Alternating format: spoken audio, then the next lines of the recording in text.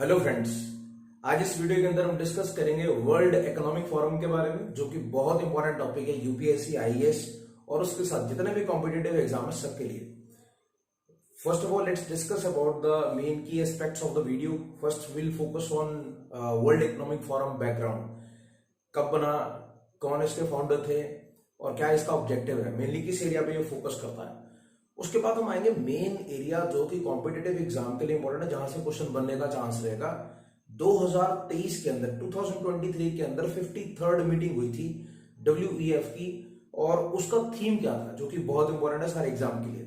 और उसके साथ साथ ये जो वर्ल्ड इकोनॉमिक फोरम है ये बहुत सारी रिपोर्ट्स देता है, तो वो रिपोर्ट्स के नाम आपको टाइटल सारे याद करने हैं। So let's cover these all things in this video.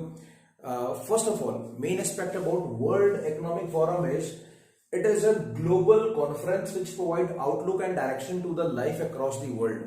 होता क्या है इसके अंदर, ये मेनली एक ऐसा समिट, एक ऐसी कॉन्फ्रेंस है जहां पे दुनिया भर के लीडर्स यहाँ पे आते हैं, बहुत सारे कंट्रीज के स्टेट हेड्स आते हैं, गवर्नमेंट्स के जो रिप्रेजेंटेटिव होते हैं वो आते हैं, प्लस उसी के साथ साथ दुनिया भर के अंदर जितनी MNCs हैं, जितने कॉर्पोरेट सेक्टर की कंपनीज हैं, उनकी जो चीफ टेंस होता है वो भी प्रेजेंट होते हैं.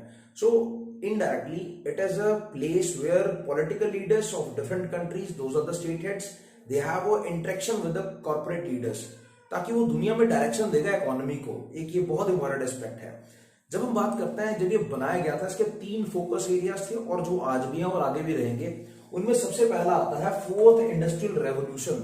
द फोर्थ इंडस्ट्रियल रेवोल्यूशन जो है उसके जो फ्यूचर एस्पेक्ट्स है उन सबको फोकस करना.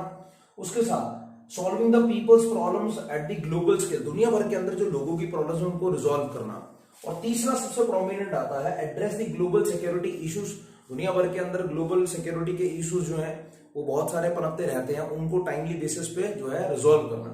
सो ये मेनली 3 फोकस एरियाज रहते हैं. लेकिन अगर हम इसको और थोड़ा डिटेल में जाएं तो इसमें स्पीचेस होती हैं मेनली सारे लीडर्स की, जैसे मैंने आपको थोड़ी देर पहले बताया.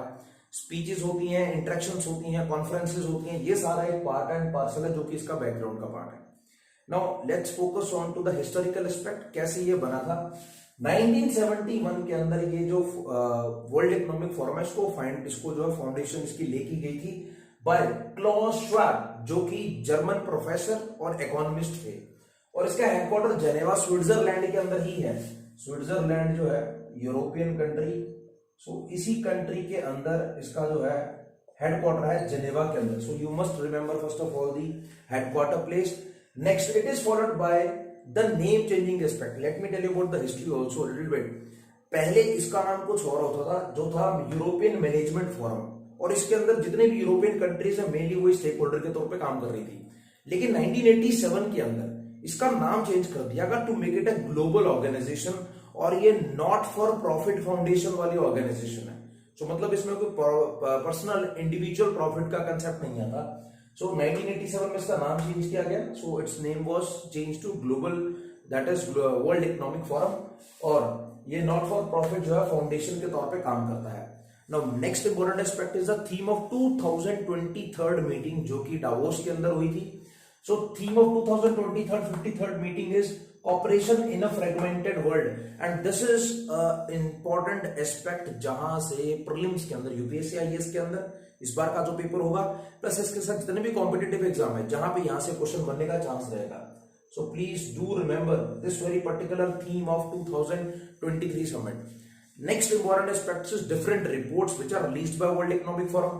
First and foremost is the energy transition index, followed by global competitiveness report और ग्लोबल कॉम्पिटिटिवनेस इंडेक्स रिपोर्ट, जो कि बहुत इंपॉर्टेंट एस्पेक्ट है और दुनिया भर के जो ग्लोबल सिनेरियो है उनका कंपटीशन का जो डोमेन है उसको एक्सप्रेस करता है.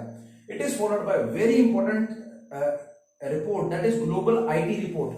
अब यहां पे जो क्वेश्चन बनता है उसका जो important aspect, please do understand that is ये जो रिपोर्ट है ये अकेला WEF नहीं देता, लेकिन इसके साथ 2 और ऑर्गेनाइजेशन जो काम करती हैं इसके साथ. उनमें से एक का नाम है INSEAD, फर्स्ट इज INSEAD, और जो दूसरी ऑर्गेनाइजेशन है जिसका नाम है Cornell university. You must remember these 2 aspects only.